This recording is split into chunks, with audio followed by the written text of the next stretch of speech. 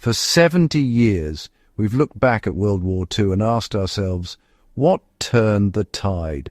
Was it the beaches of Normandy, the factories of Detroit, the code breakers at Bletchley Park? All of these mattered, certainly, but there's another answer. One that roared through the skies at 300 miles per hour, silver wings gleaming in the sun.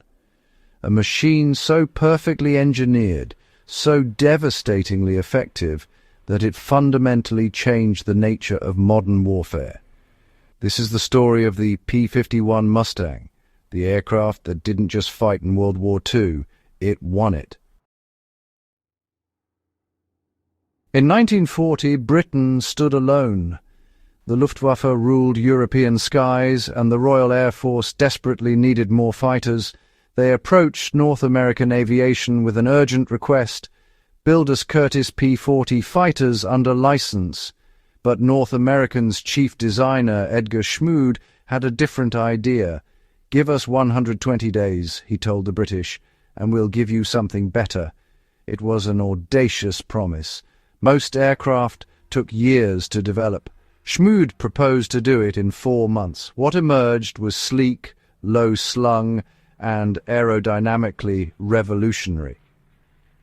The P-51 featured a laminar flow wing, a design that reduced drag by keeping air flowing smoothly over the surface.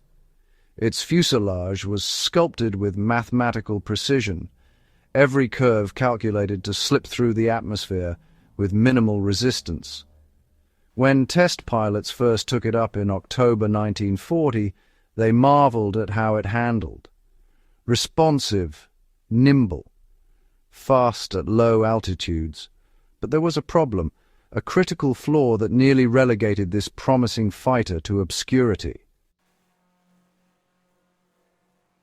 The original Allison engine, while adequate below 15,000 feet, gasped and wheezed at higher altitudes.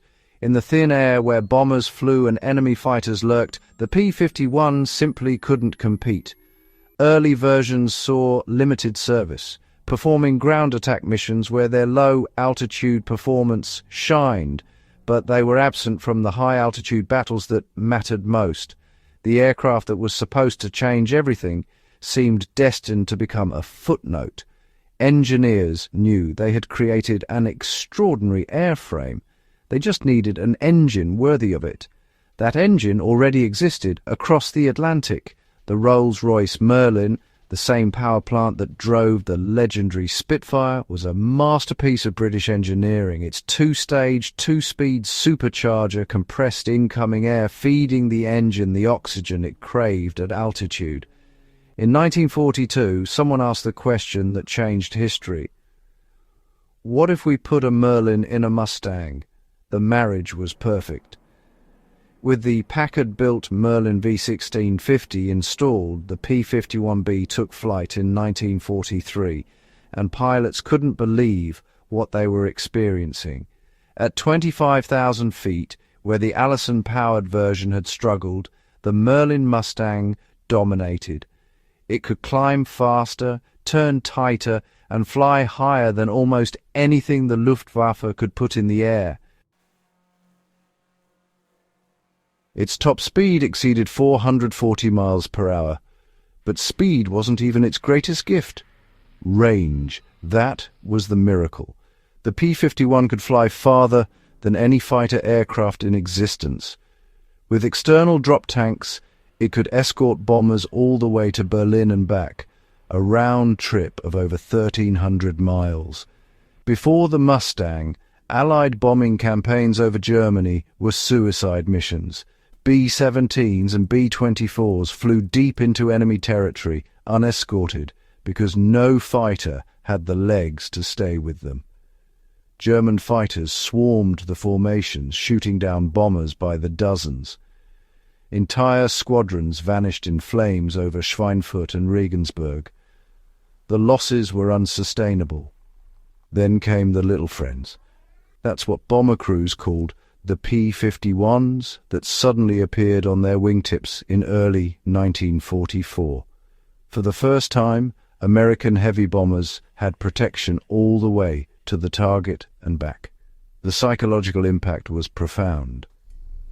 Bomber crews, who had watched friends die in burning fortresses, now had guardian angels painted in olive drab and silver. And for the Luftwaffe, it was a nightmare. German pilots, who had enjoyed free rein over their own territory, now had to fight through screens of Mustangs just to reach the bombers. This was the turning point. Allied air supremacy over Europe wasn't achieved by courage alone, though the pilots had that in abundance.